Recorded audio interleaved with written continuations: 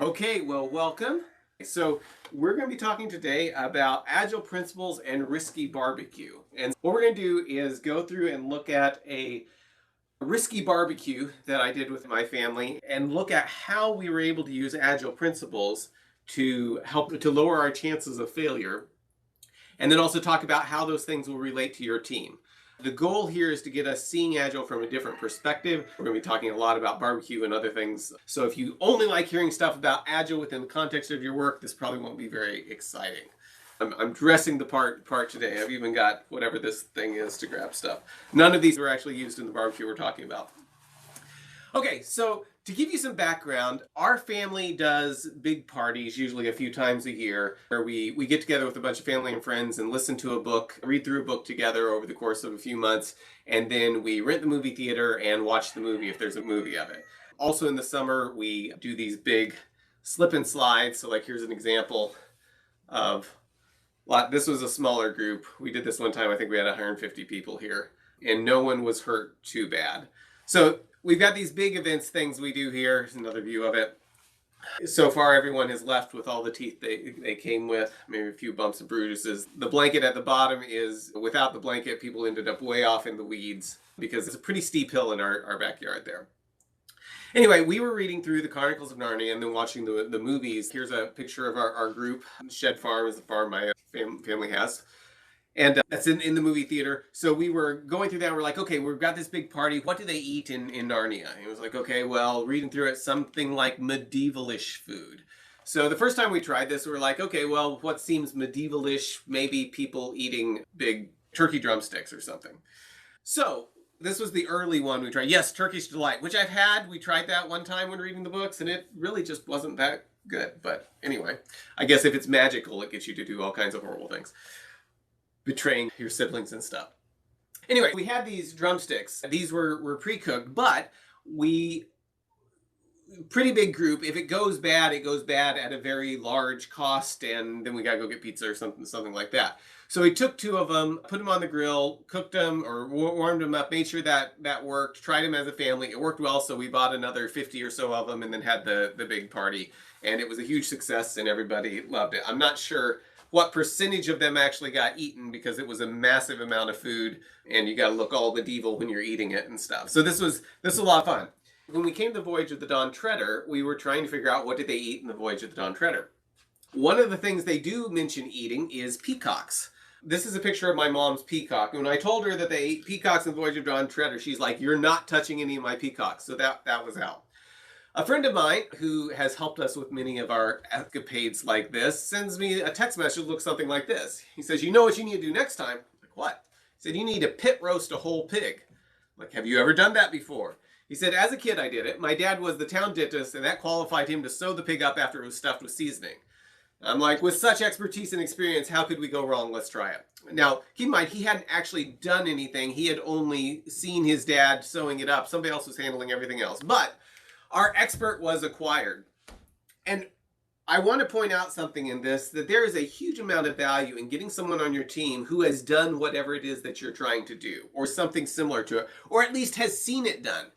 And this is one of the roles of an Agile coach a lot of times, is to come alongside your team and say, hey, I know this is possible. This can be done. Here's how we did some work. Doesn't mean that everything we did on this other situation will work, but at least having somebody on the team that has the experience to say that what you're trying to do is possible is a huge step forward. They probably have lots of information about things that didn't work, or things that didn't work for this other team that you ought to just be very aware of. Maybe you can get them to work. But that expertise, and I'm not talking about an expertise like in this example here, David wasn't like an expert with roasting pigs, but he had been somewhere and seen that had been done before. And as we'll see here in a minute, that wasn't a normal experience for most people we checked with in this. So we knew our stuff would be something like this, right? We dig a hole, we put fire in the hole, we put a pig in the hole, then we bury the pig, something happens, and then eventually you have dinner to eat. So there's this section right here, number 5, that's a little bit concerned because we don't know exactly what happens, and it's underground, so you don't really get to see, right? So I start checking with people, and I check with our local, the butcher block, because I was like, if anybody's done this, they have. And like, do you know anything about pit roasting a pig? And the reply I got back was that the owner did this for his birthday. I was like, great, I'm wanting to talk to someone with experience to lower the chances that we'll end up eating pizza. He goes, we ended up eating pizza as his birthday party. I'm like, oh, okay. So like even this person who owns the place that you go and, if you're wanting good meat, he had the experience of they dug it up afterwards and it was just ruined meat. So they ended up buying pizza. So after checking with some people, David was the only person I could find that had said he had actually seen this done successfully, apart from a few people that said they had seen it done in Hawaii. There were 8 other people that we checked with, including one of our local churches that tried doing this, and they dug it up after it being overnight and had just a bunch of ruined pork meat and ended up having to buy chicken. Everyone we checked with thought it sounded like a great idea, but they had never experienced it actually working. If we end up here, we end up having to order pizza and throwing away about $500 worth of pork. The cost of getting this wrong was pretty high. So this is risky, right? We're trying something here that's fairly risky. Now, does that feel familiar, right? You've got something you're trying to do. There's lots of unknowns.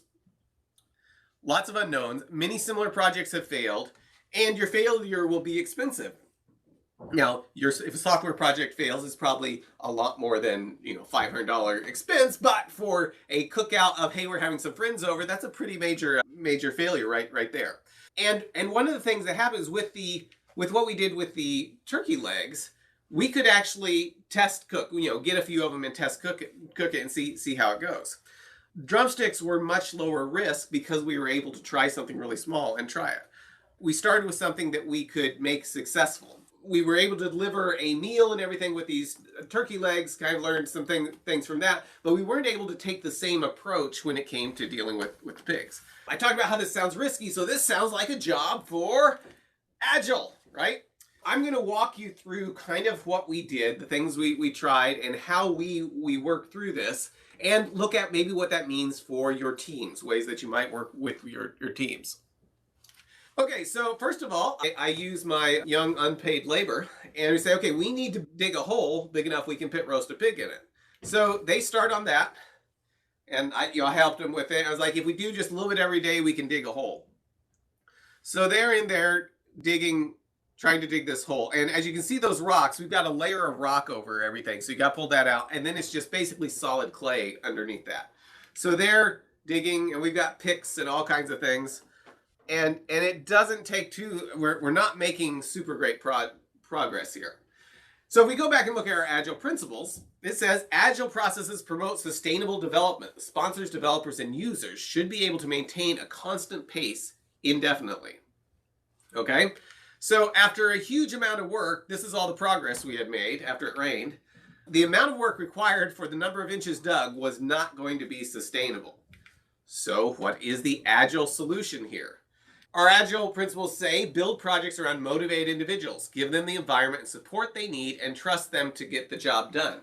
Well, my motivated individuals here were my kids, so we had a conversation that went something like this. This clay is very hard to dig through. I said, okay, what do you need? My kids go dynamite or a backhoe.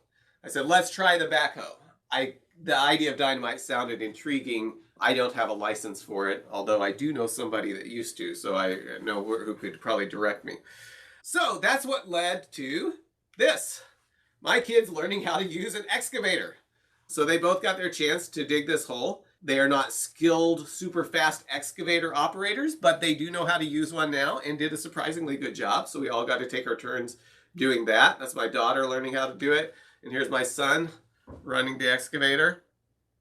So as you can see, we started getting a pretty decent size hole here. That also gives you an idea of how steep the hill is that our house is on. So now we've got a pretty good size hole that we're digging out here that I don't know how long it would have taken if we had to try to do that just by hand. But we were giving them the tools they need and trusting them to get the job done. And I did help them. It's not like we just sent them to go get an excavator, right? I'm just not in the pictures here. Okay, so build projects around motivated individuals, give them the environment and support they need, and trust them to get the job done. So for your team, if you've got something that's not sustainable, what is the equivalent of a backhoe for your team? Is it another team member? Is it a temporary expert? Maybe a coach or something like that? Is it an upgraded development machines? Is it additional environments to test in? Or is it better development tools? I mean, for the things that you run in today, which one of these is the backhoe for your team. And the point here isn't that any one of these is right or wrong, right? It's that there probably is a backhoe, something that would really enable your team if you're having trouble delivering a sustainable way, delivering quickly enough. I'm sorry, quickly isn't the right word, delivering in short enough increments. What is that thing for your team? And I encourage you to look for it. It's easy to often look at stuff that is, buying a $30,000 backhoe. We rented ours. We didn't buy a backhoe, although it was really fun to operate, which made me really want one. But we didn't. We just rented it because we will probably never do this particular thing again. And anyway, but it's really easy to look for things that are very, very expensive that are hard to do. But often there's low-hanging fruit of the small changes we can make that will dramatically increase what the team's able to do. A better focus on tests. Better feedback even between team members, better feedback between people that we're doing outside of things. Those all may be things that are the backhoe in your particular situation. And sometimes we look at the things that we want that we can't get, like dynamite, right? Dynamite would have been really, really cool to dig that hole. I'm not in a position where I can get dynamite legally, so we didn't do that. Anyway, but be looking for those backhoes in your team. And I'd encourage you when you're working with your team this week, ask yourself, what's actually holding us back, and what is the backhoe that would let us get through that? There may be many different things. Some of you may be able to do. Some of them may be like dynamite, and you're not actually allowed to do that without getting in lots of trouble. Okay, so here's our plan again. Remember, we need to dig a hole, put fire in the hole, put a pig in the hole, bury the pig. Stuff happens, time passes, and then eventually dinner. So how do we handle the risk associated with this step? If we get this step wrong, we're going to have a lot of ruined meat, and it's expensive, and we won't have the dinner that we're looking forward to. Well, in talking to some of the other people that had tried this and had failed, one of the problems was they were working with very large batch sizes, like 150-pound hogs. Very large batch sizes. It was a one and done. We're going to try this, and if it doesn't work, it's a failure. They also were working in situations where they had lack of feedback. Pig goes in the hole, you bury it with dirt. You have no idea what's actually happening under the ground until you dig it up to see what's going on. So what we started thinking about doing is there a way we can do this? Could we lower our risk by dealing with two smaller pigs? For a couple reasons. One, because we can pull one out and start actually trying it before we pull the second one out. But the other reason was too, is it's a lot easier to get two 50-pound hogs up to the internal temperature they need to be than it is one really large one, just because there's more mass that you need to heat. So having two smaller pigs would increase our chances that we could actually get them up to the temperature, and increase our chances that if one fails, we've got another one as a failback. The other big thing is having some type of feedback mechanism so you knew what was actually happening in the pit. We had thought about burying stuff and running wires to it, but we ended up doing something a little bit different, which we'll look at in different. So back to the Agile Principles, continuous attention to technical excellence and good design enhances agility. So in your software, if you're writing software, you have something that is an indication of whether it's good. Maybe it's passing all the tests, right? Maybe it's being able to refactor it and changing it. Maybe it's being able to deploy it. Our idea of success is the meat's fully cooked and no one gets sick, right? And to do that, we need to make sure that the pit maintains an adequate temperature. And a lot of the people we had talked to, I think they had gotten the pit, covered it up, the temperature dropped, and they ended up with just a bunch of halfway cooked pork. Pork isn't something that you want to undercook. My wife used to work in an ER where she saw patients that had eaten undercooked pork and got some parasites and stuff from it. You want to make sure you get that right.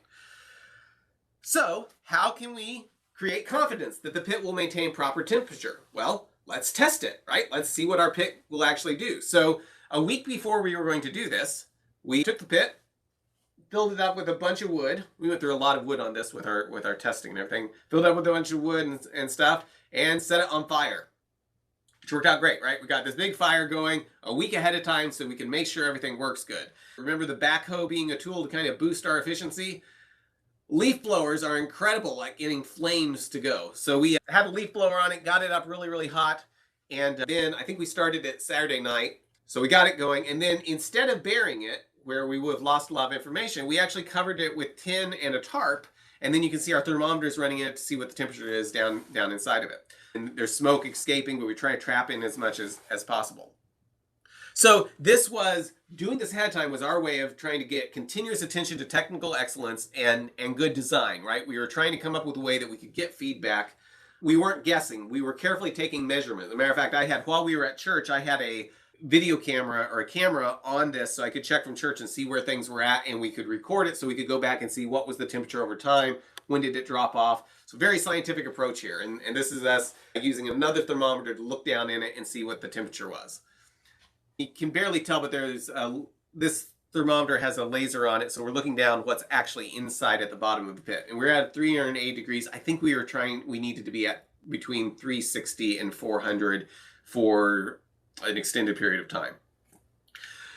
So in Agile, we say working software is the primary measure of progress. Now, in this particular case, we may not have been working on real data or the real pork, but it was definitely doing the work of retaining the heat. So we were actually operating this thing to make sure it worked, and that we got good feedback of we got a hole in the ground, what does it actually do when we put fire in the hole? So this is us later checking it the next evening. And so we now had evidence that the pit could maintain 300 plus degrees for 20 plus hours. So this was awesome. That proved that we were able to get enough heat in the pit to do this. So like all of our risk goes away, right? How many people think all of our risk goes away because we've proven that there's nothing that could possibly go wrong? Right, okay. Yes, we got some thumbs down. That's right. There are many things that could go wrong, and we'll see them in a minute. So the Agile principle is our highest priority is to satisfy the customer through early and continuous delivery of valuable software. So we had delivered a pit that maintains the required temperature. So a question for you is, when do your customers get evidence that your software does what it needs? At what point in the process? Is it after it goes live? Is it because the testing proves that it works? Is it at the demo? Is it in acceptance environment? Or some of our software doesn't even work in production? So a lot of the customers get evidence that software does what it needs at the demo. And that's a place where there's lots of evidence at the demo. Testing is another way. There's not necessarily a right answer here. At the demo is where we usually show, here's what this does.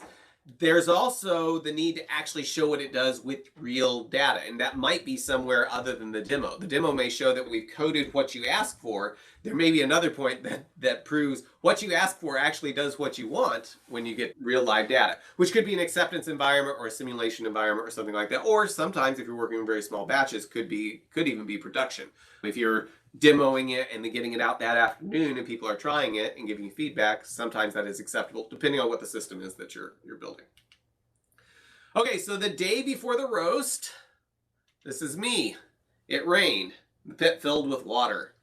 So I'm out there. If you watch me here, I think I lose the cup. Just accidentally let go of it. So I'm there getting water. So this kind of changes our plans a little bit here, right? But that's okay, we're Agile. We're going to welcome changing requirements even late in development. Agile processes harness change for the customer's competitive advantage, right?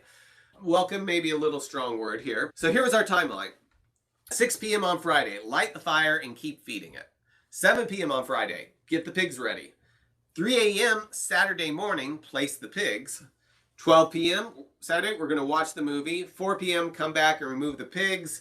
Let them cool down a little bit, and then around 5 p.m. we were trying to eat. So that was our plan. Now, I wanted to place them about 6 to 9 hours earlier, but our expert was saying that he thought 3 a.m. was good, and he was willing to get up at 3 a.m. with me to actually put it in the ground and stuff. And another guy that lives nearby decided to come. He wanted to get up at 3 a.m. to help us too. So these are the three of us that were out there at 3 a.m. dealing with this. Which brings up an interesting question. How does your team make important decisions? Now, ultimately, I was the person that had purchased the pigs, right? So I could trump anything anyone else said because it was my financial investment. But we ended up doing it based on the expertise of the person. I mean, it was a conversation that we had to try to figure out when do we think is the best way to do this. And we talked about what's the risk? What if it's not completely done? What if we need more time? Could we push back eating a few hours if we need to? We were like, well, we've got all the kids going up and down the hill on the slide. They'll be entertained. We'll be good. Okay, so how does your team make important decisions? It looks like most of us are saying decisions are made by the people closest to the problem. And this is great, right? In this case, the decision was made by the people that were going to have to get up at 3 a.m. and the people that were going to have to come up with different ways to handle things if it wasn't going well. The next most popular one is the team makes the decision, which there's probably some overlap between these two things, right? Management makes the decision. There are times where that's appropriate, right? There are times where it's appropriate for management to make the decision, and then the person paying for the project makes the decision.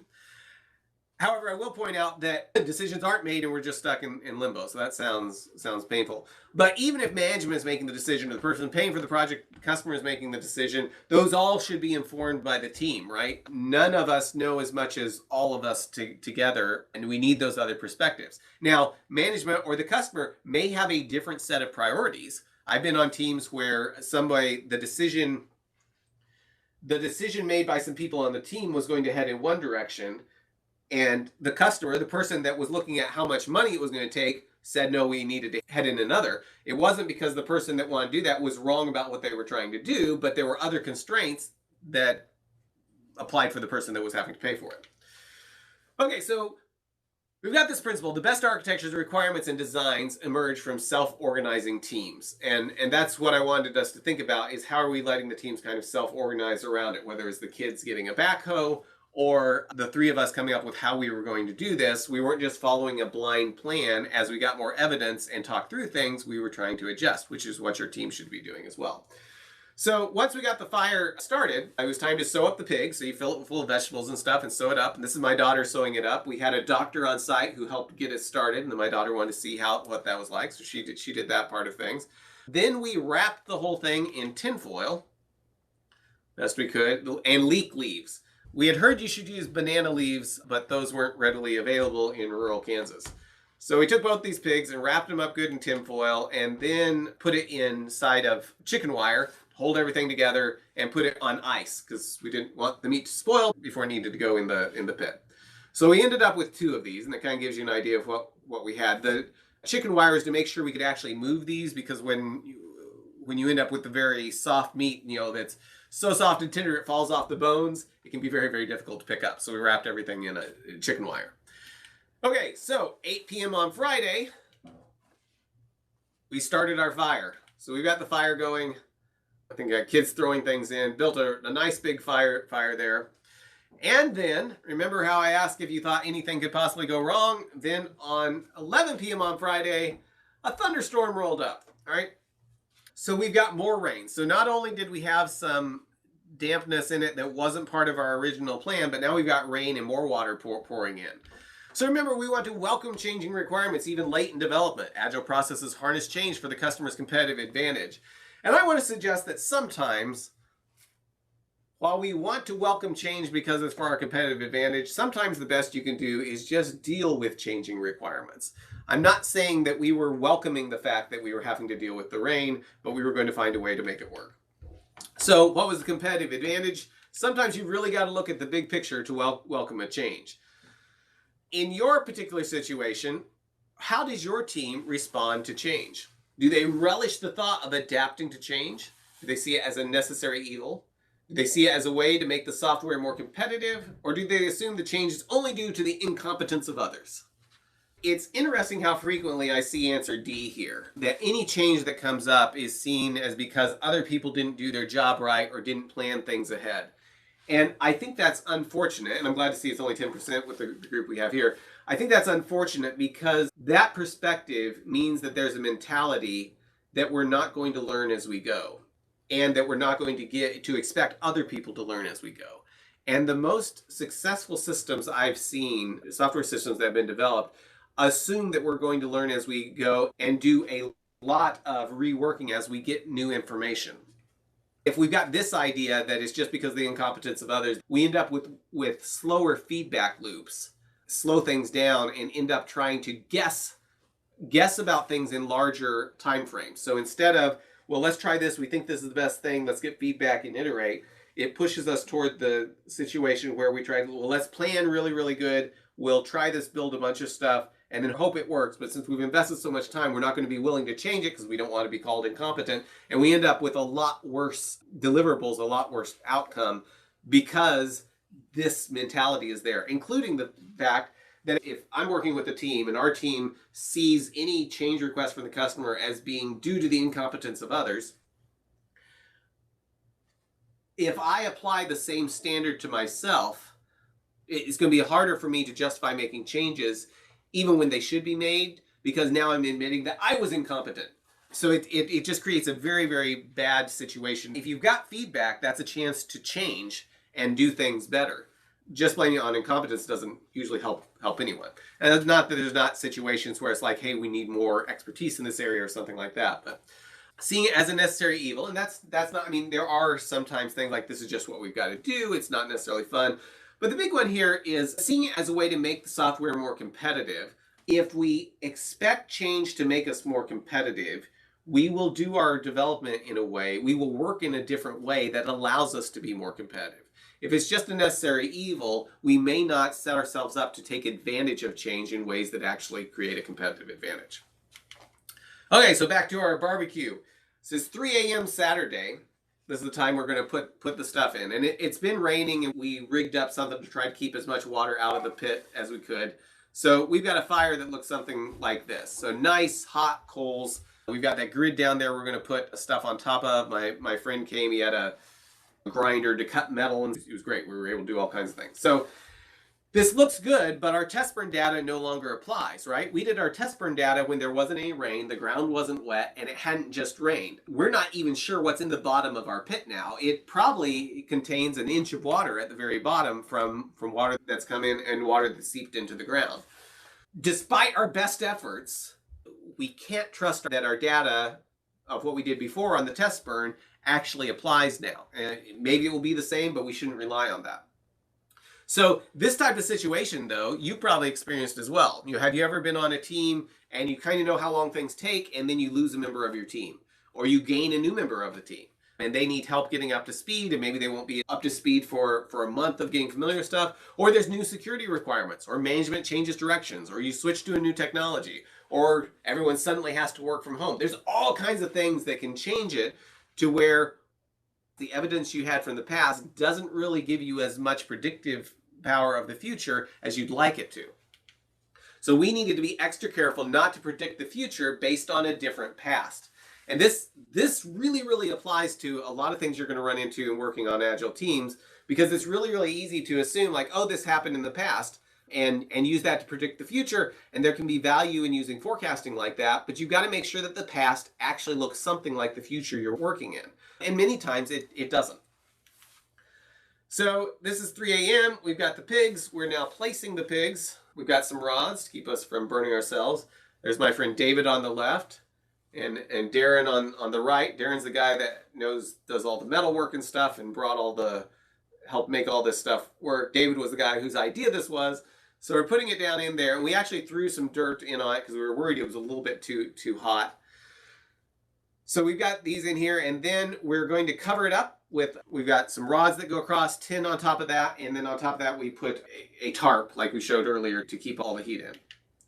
So 11 a.m. Saturday, the internal temperature was rising, but not fast enough.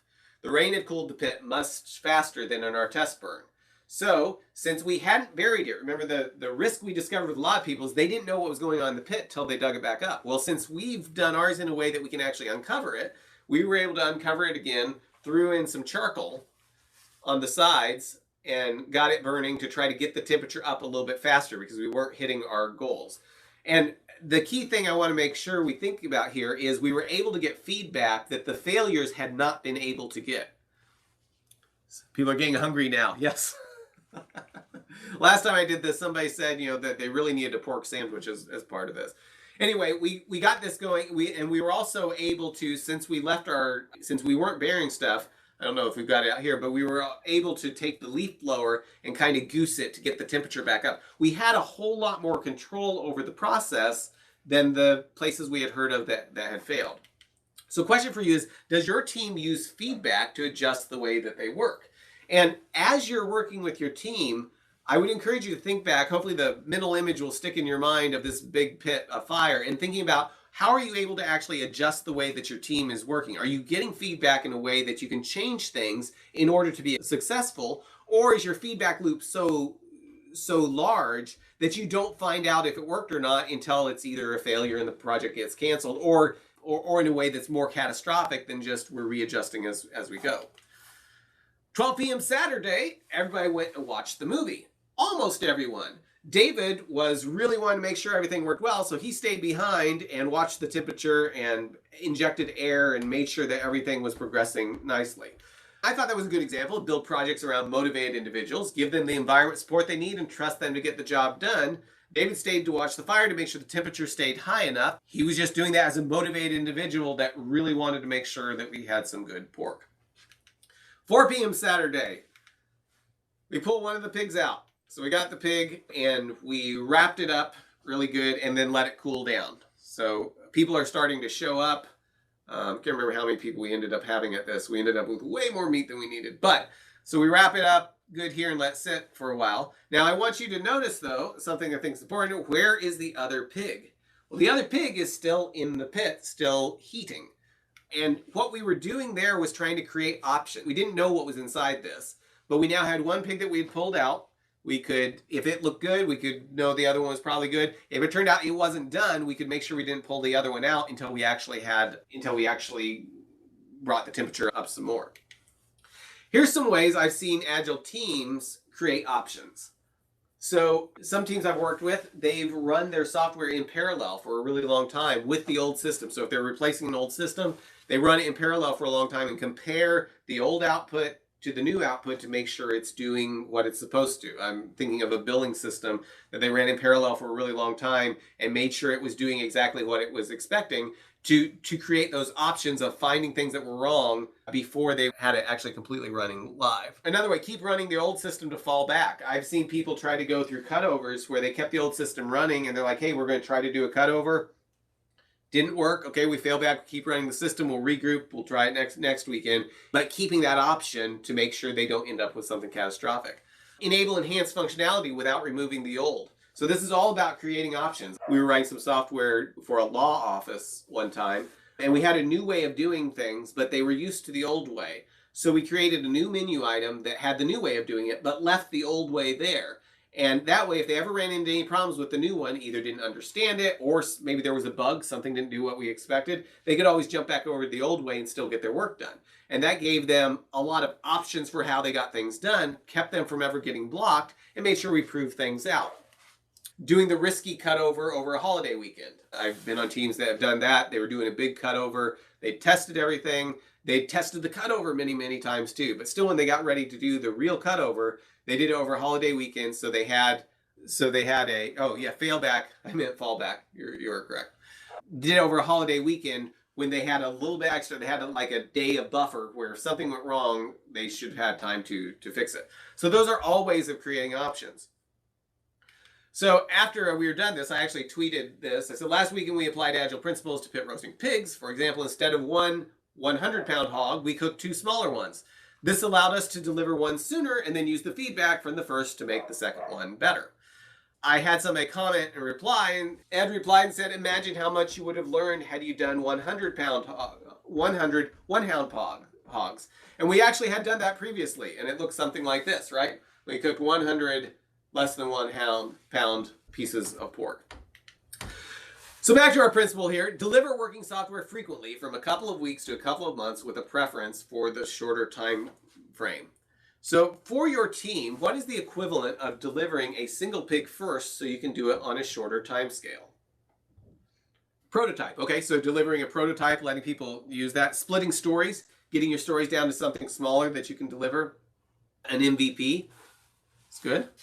MVP. Okay, so lots of people are doing the minimal viable product.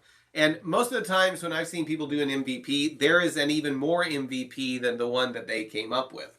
But yes, these are all good ways, doing a spike. These are all good ways of trying to deliver something smaller and get feedback on it sooner. If you deliver a small part of what the customer has asked for, and then the customer says, oh yes, that's not at all what I want, it's way better to figure that out before you deliver the entire thing. Small incremental features, basic functioning software, small batches, craft a slice of the MVP for each iteration. Using stub responses from an API instead of actually calling an API. And that can be valuable. There's obviously a danger there, right? Because if it turns out the API does something different, but that can be a valuable way to get feedback sooner, particularly if it lets your customer give you feedback on whether it works. Because if what they ask for isn't what they wanted, it doesn't matter what the API does, right? Proof of concept. Okay, so lots of ways that you guys are doing the equivalent of delivering a single pig first. So you do it on a shorter time scale and get feedback. Now, in our case, it's not like we delivered one pig and then another, right? We needed to eat, and these were kind of long hour processes. But it eventually was successful. And here's a picture of some of the people there enjoying the pork. I actually ended up busy and didn't end up eating any of it until the next day because I was busy running around keeping everything working. But it turned out to be a success. So our highest priority is to satisfy the customer through early and continuous delivery of valuable software, or in our case, through continuous delivery of tasty pork. At regular intervals, the team reflects on how to become more effective, then tunes and adjusts its behavior accordingly. Okay, so that's an Agile principle. We should probably apply this to our barbecue. So we started asking ourselves, was it success? Yes, absolutely. Would we do it again? Probably not. What are the different Agile lessons that we took away from it? Well, some of the things that really stuck with me through the process is the value of working in small batches. You know, the small batch or the smaller batch of doing a test burn, getting one hog through while we still had the option for the other. Huge amount of value in talking to people who had failed at it before, also people who had succeeded at it, or the few people we found. So Jake's got a good question. Did we learn more from talking to people who had succeeded or people who had failed? That's a very good question. I think I learned more from talking to people who had failed because we became aware of just how many people had failed.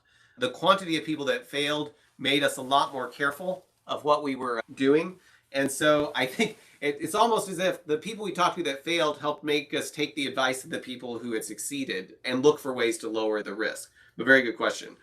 Plan for changes. And then having some way of getting continuous feedback. You know, the thermometers being able to tell what was going on in the pit was very, very important to us. And all of these things are very, very key for any Agile project. One thing that I left out here is talking to people who failed, but also talking to people who succeeded. Remember, this whole thing started with a text from David saying we need to pit roast a pig. So I get another text from David. He said, pit roasting is cool, but I don't think we need to do it again. I said, I agree. That was a good experience. I'm glad we did it, but that was a whole lot of work. I think there's other things we can do. There's other challenges to be had. And he said, you know what you need to do next time? I'm like, uh-oh, what's David thinking now? He said, let's get a stock tank and let's deep fat fry an entire hog. We have not done this. I'm not sure we're going to actually do this. But that was his idea. Somebody was asking how much the pigs cost. I think we had 250-pound pigs, and I think the total cost was somewhere in the $400 range, something like that. I may be a little bit wrong on that because it's been a long time since this happened, but I think that's what it was. Anyway, I hope that was useful, interesting story. I encourage you, as you're looking at your team, think back. Hopefully you'll have some vivid images of ways that we were able to use Agile with doing a barbecue that will give you ideas for how your team can make progress as well.